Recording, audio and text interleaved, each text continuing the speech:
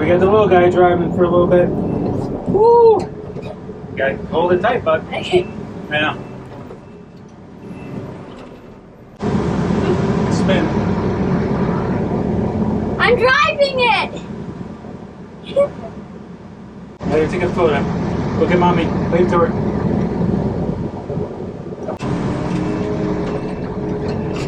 Try push. You gotta push that dirt. Push that dirt. Push that dirt. Keep going. Keep going. Keep going. I'm scared we're gonna tip over. Okay, now stop. Now pull back.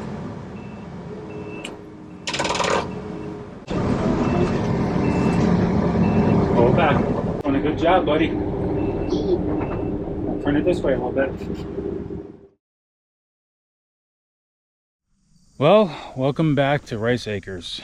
We are getting there with the initial cleanup, but it's taking some time here for sure. But we got Rufus back. I don't know if I told you, I named my tractor Rufus. So we brought him over today. He's gonna help me move the rest of this pile along with the excavator while I still have it. It's a tedious project. I figure the bucket's probably, even though it's only 5 feet wide, I figure it's a better mix of getting this dirt and everything over there and the rest of the remaining pieces of the lumber. I'll probably use the excavator to kind of maybe break it up into 4 piles or whatever. This way it makes it look like I'm getting something to accomplish. We may push forward and back a few times with the excavator. I just gotta see which way is the, well, there really is no quick way. We got that going on. We are going to take down this one little tree here ourselves, but I'm gonna leave the tree guy to take down the remaining big trees that we have here. But I figure I'll take down the one. It's almost like a stick basically. So we'll do that first thing here. And just so you know, the heat index today is gonna be like 120 degrees. The temperature itself is going to be 102. We have like an extreme heat, excessive heat warning going on here today in the Carolinas. Kind of notch it, maybe push it over with the machine. Then we'll take it and haul it in the back. But we'll leave the big ones for him. He'll have these things down in 5 minutes each and all taken down for us. So that's where we're at. We got a good start here. We got to do some grading here. This is basically gonna be part of our driveway, so I had to clear this area to go around the house. And I haven't decided yet where I'm going to put my metal building, either behind the house or up here in the front corner. I just don't know yet. That's the reason why I want to take down these trees, because they'll be too close to the house. They're dead basically, or dying, one of the two. They're not in great shape. And we don't need anything falling on our house, especially with no other trees around us really, because it's not very thick here with vegetation. Our luck will be one of these trees will be the ones that come down from the wind. They don't really have protection. We got a long ways to go yet. Hopefully we can get this pile done today. If not, we'll have another day to it, but we're gonna put as many hours in as we can before we pass out. So let's get after it. All right, well, of course the sun's coming up and it's right in the camera's face, unfortunately, but I'm gonna do my best here. But what I'm gonna do is I'm gonna do like a bird's mouth out of that tree. And it's already leaning that way anyway. Just do kind of a relief cut, and then I'll push it over with the machine, and hopefully it falls the right way. And I'm using a pretty cool actual Milwaukee tool. It's a cordless chainsaw, so it's a little safer, you know. Put a brake on it, just like a normal chainsaw. It's got chain oil, just like a normal chainsaw, but it's just, that's it, guys. So 16-inch. Figure it's better than trying to mix gas all the time, and the thing sits for a long time and then don't start. And carburetor gets clogged. Go cordless, baby.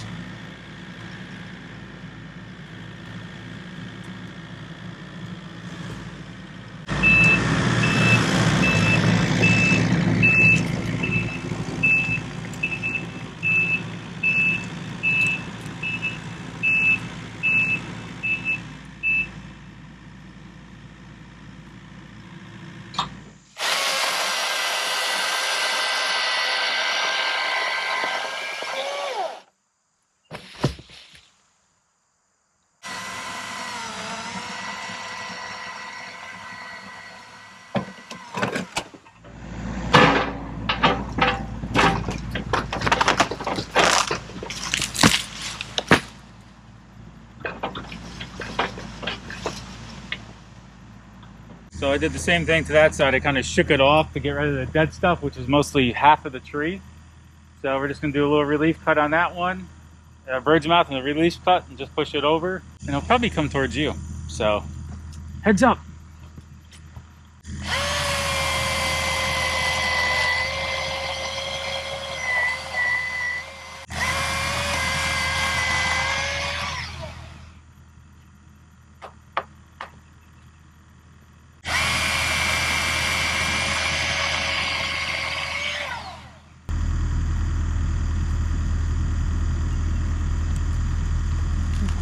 Oop.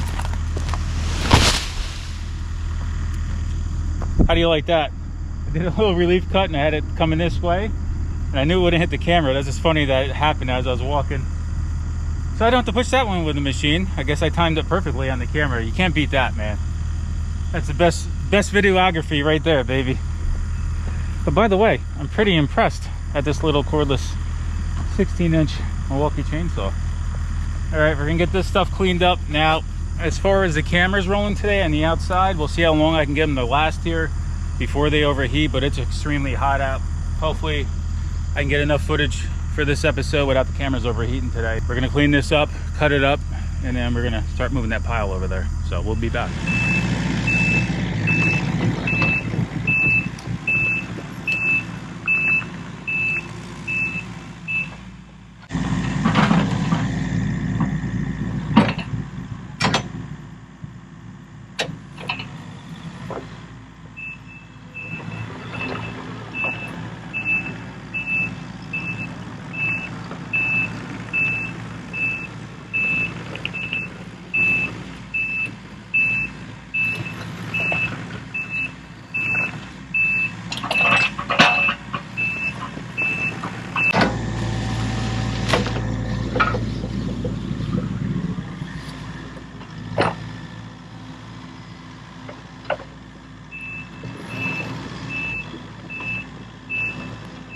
So now that I'm looking at it, I am gonna dig out that stump, push it back, and clean up the rest of this mess before I start getting rid of that pile over there. All right, it didn't take too long. I thought it would take a little bit longer, but man, it was pretty tough roots.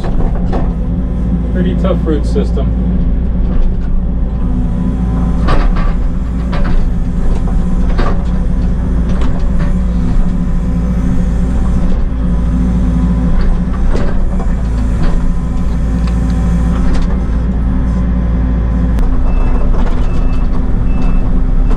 Definitely got a mess to clean up here.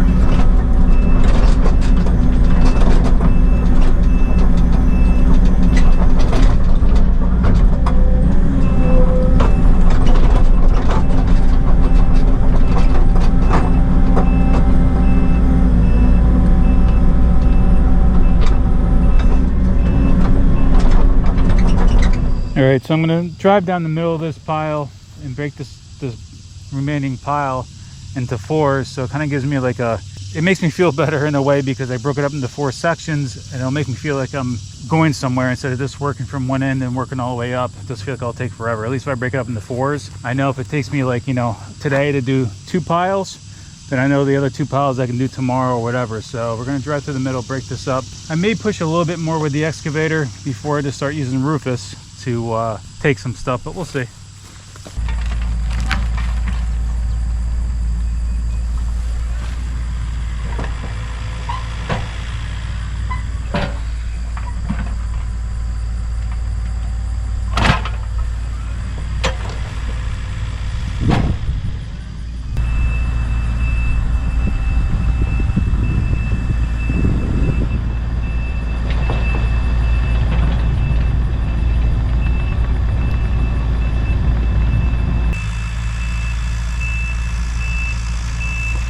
So I think our best bet's going to be with Rufus. I tried pushing with a blade over there. You just lose too much as you go, because that's not a directional blade, so I kind of lose a lot of the material along the way. We're going to be working little Rufus today for quite a few hours to get rid of this stuff, at least most of it, and then we're going to decide if we're going to get a dozer, which I think is probably the best bet, to do our finished grading, get this pile really graded out and grade along that. Let's get Rufus in action here and see how long this takes.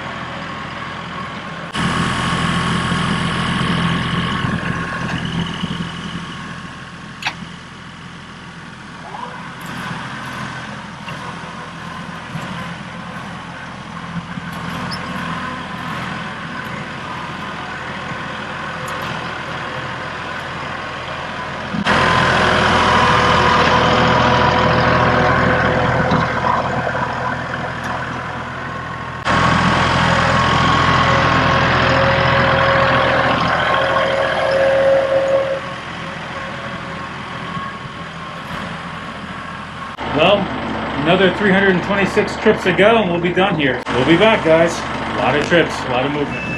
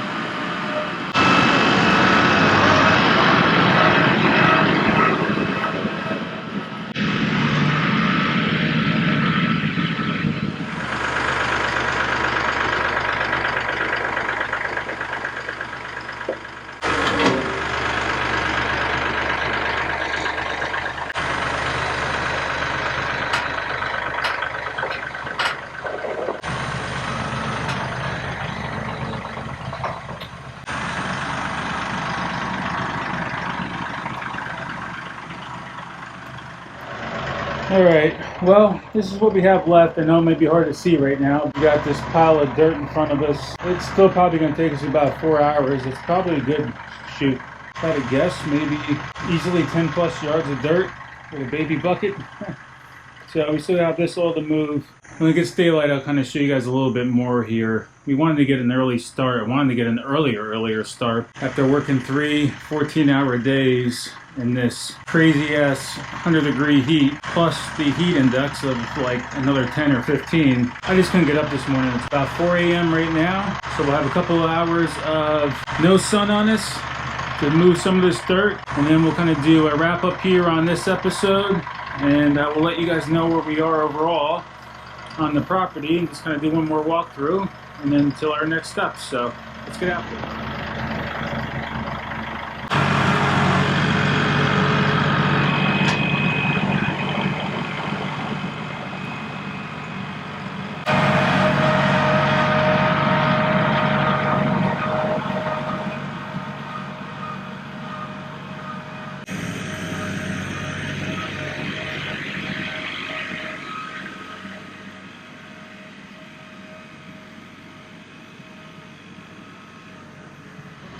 I got so many cordless Milwaukee lights, you'd think I would have brought one with me today, but it was a rough morning, rough start, man. After 3 days of just, like I said, those 14-hour days in this heat, it was hard for me to even get up. I set my alarm, I'm like 2 hours behind. Just kind of rushing out of the house. I got everything else. All right, so about an hour and 45 minutes took me to get rid of the pile, which I don't think is that bad. It was definitely at least 15 to 20 yards. Just a little bit left here. I'm just gonna use the excavator and so-called grade it out as best as I can. You know, excavators are really made for digging, not for grading.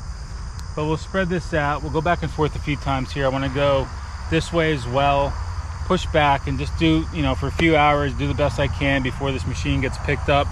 And then I'll probably hook up the brush hog, run around the property a little bit, clean up a little bit more since it's been about a week or so since I've done it. And then we'll come back, we'll walk through when there's a little bit even more light, and just kind of go over a general overview of what has happened in the past 4 days and what our plans are with this property, even though I've covered it numerous times. But you know, I'm not sure if everybody watches all of my videos. I'm going to continually making these called episode 1, 2, 3, 4 right in a row as I do this process here on Rice Acres. I did go around the back of my property and made a nice little path with the excavator too as well, so it'd be good for the tractor to roll around. And maybe I'll take you guys back there a little bit later today too, and when I do my overview. So let me get some grading done, let me put some gas in the excavator, let me have a little coffee, take a little break. The big pile is gone, man. This thing has been a pain in the butt for the past few days. Sorry, I got freaking gnats in my ear. We're just happy that that mess that they left us here is gone, and now we can kind of get an overview of the cleared part of the property, even though I still have probably over an acre of uncleared property here. I think later on we'll do something with that, but for right now, this is where we're at. So let me get some grading done.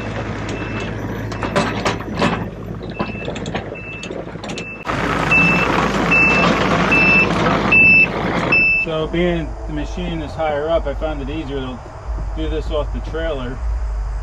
And if you guys don't know, diesel's oil based, and when you get it on your hands, it is so hard to get off, so I wear gloves when I fuel up this machine. And a lot of times I wear gloves when I get gas at the gas station because I'm going somewhere nice and I don't want to smell like diesel. And for your information, it's cost me about $150 in diesel fuel to do what I've done here in 4 days. So it kind of gives you a thought into it that running equipment is not cheap. So when people give you pricing on things at your house and you're like, wow, that's expensive, just think about the fuel costs. The maintenance on these machines are extremely expensive. Me and my tractor over there, 50 hours, I got to take it in, and they got to dump all the hydraulic fluid, they got to do the air filter, the oil. I could do it, but I'm not going to get rid of 10 gallons of hydraulic fluid.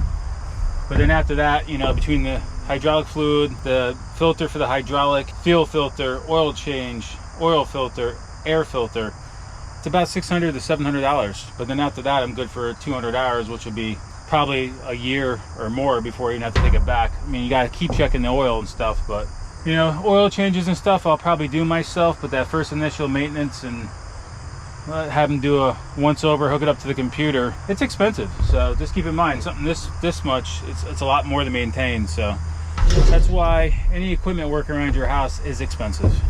All right, well, we are done with the excavator for now. My body's beat up from being jostled around for days upon days, and between that and the tractor. If you guys check the other episodes out, you'll see the gigantic pile I had here. I had to start with that they left over from logging the property next door. So we had to move that. It was mostly dirt. I think they put dirt on top of it to extinguish the fire. They tried burning a lot of the stuff. So there's a lot of burnt embers and stuff mixed in there. Overall, I mean, for the excavator, we got a pretty decent grade going on here. You know, there's a little bit of a hump there, but whatever. I mean, we still have to dig out for the house and level that out. So I'll probably do finished grading once I get everything kind of laid out and dug up with a dozer. You know, I don't think I need a gigantic one. Just a decent dozer to give us some decent sized dozer to give us some good pushing power and blade and everything. So we got everything, all that pile of dirt is pretty much pushed over here because the edge of my property is like right where that tree is right there, and it goes back on an angle. So my game plan is you got this green stuff. I don't know what it's called because I'm not an expert when it comes to weeds and flowers and stuff, but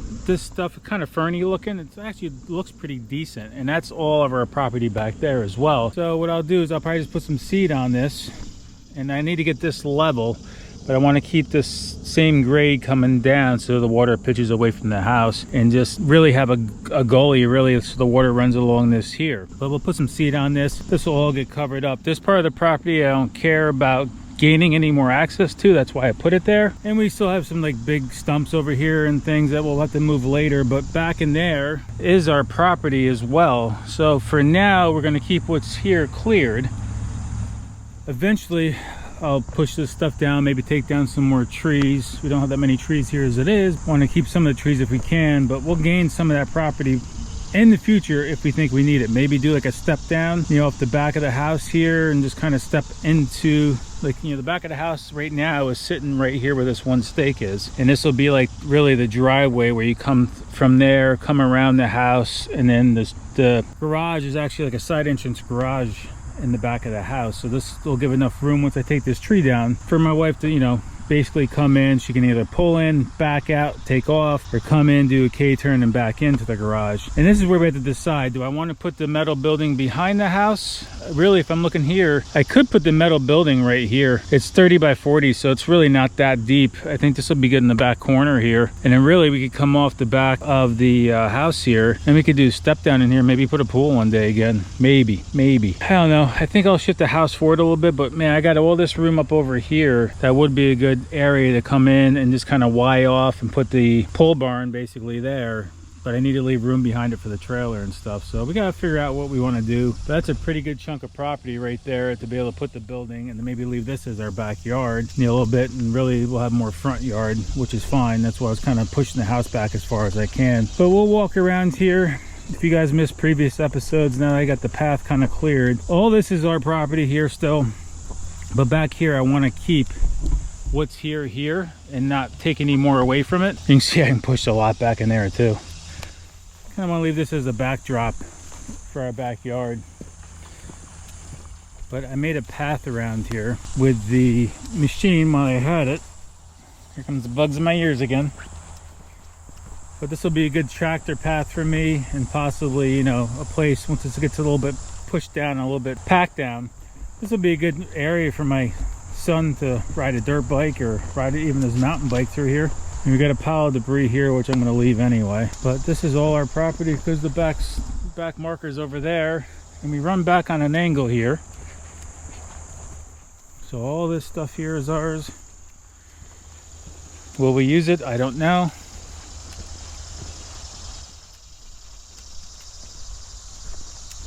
Here's something back in the woods. Behind us, I think, is like 1,500 acres. If I wasn't mistaken, what my wife said. There's a lot of deer and stuff in there, and there is some hogs. Kind of push this up over here, and then our other back point of our property stake is right there. You can vaguely see my truck through there.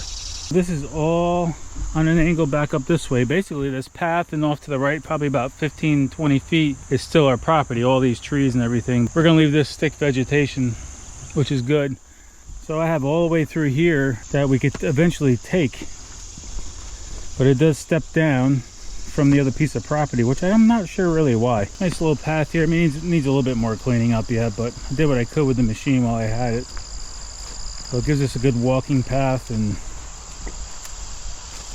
cool little place. Now the guy who sold us the property owns 32 acres next door. He stopped by the other day and checking on me. He's like, oh, I didn't know you could run all these machines. You must do this for a living. I says, no. So yeah, so this is what I'm talking about. Like right through here, really could clean this area out. Definitely a burn party.